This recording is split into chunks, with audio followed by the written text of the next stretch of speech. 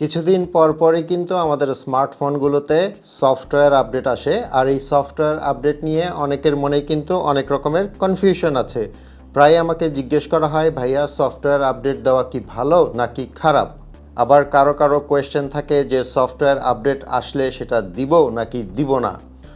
Software আপডেটটা আসেই এই জন্য যে আগের ভার্সনটাতে যেসব ভুল ছিল কিংবা যেসব ল্যাকিংস ছিল, অথবা যদি কোনো নতুন ফিচার অ্যাড করতে হয় সেগুলো অ্যাড করেই কিন্তু নতুন সফটওয়্যার আপডেটটা আমাদের ফোনে আসে।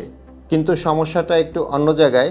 রিসেন্টলি আপনারা ইউটিউবে কিংবা অন্যান্য সামাজিক যোগাযোগ মাধ্যমে দেখে থাকবেন যে কিছু ফোনের সফটওয়্যার আপডেট দেওয়ার পরে কিন্তু বেশ কিছু সমস্যা হয়েছে, যেমন আইফোনের গ্রিন স্ক্রিন প্রবলেম কিংবা শাওমি ফোনের ক্যামেরার প্রবলেম।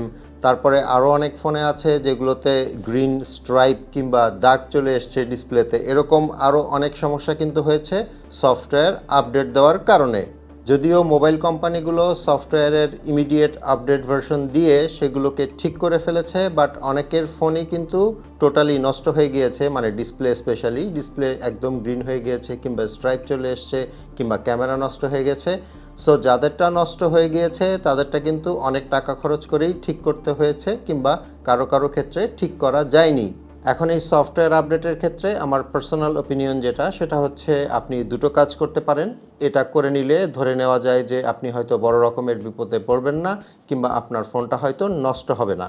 প্রথমে আমি দেখিয়ে দিচ্ছি দুটো সেটিংস আপনি চেঞ্জ করে নেবেন, এরপরে বলছি কেন সেটিংসগুলো আপনাকে চেঞ্জ করতে হবে। সরাসরি চলে যাবেন আপনার ফোনের সেটিংসের যে অ্যাবাউট ফোন অপশনটা আছে এখানে ট্যাপ করবেন। এখানে আপনার ফোনের সব ইনফরমেশনগুলো দেখায় এবং যদি কোনো সফটওয়্যার আপডেট থাকে সেটাও কিন্তু এখানে শো করে, এবং এখন কোন সফটওয়্যারের ভার্সন চলছে সেটাও এখানে শো করে।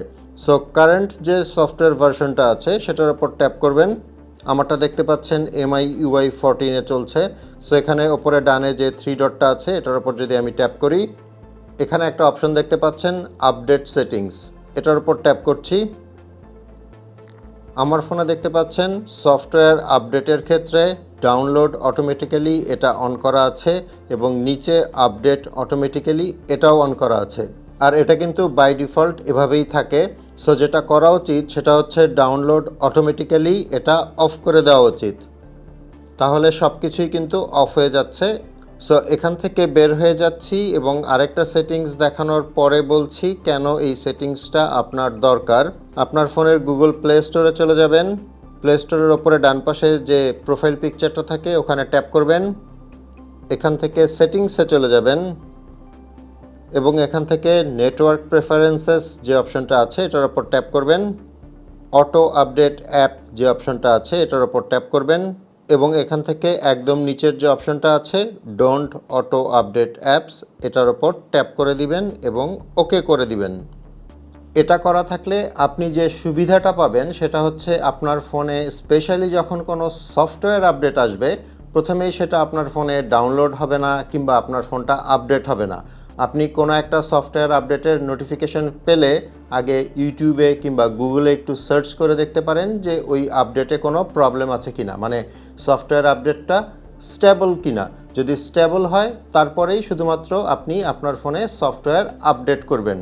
তাতে করে আপনি কিন্তু বিপদে পড়বেন না, আপনার ফোনটাও নষ্ট হওয়ার চান্স অনেকটাই কমে যাবে।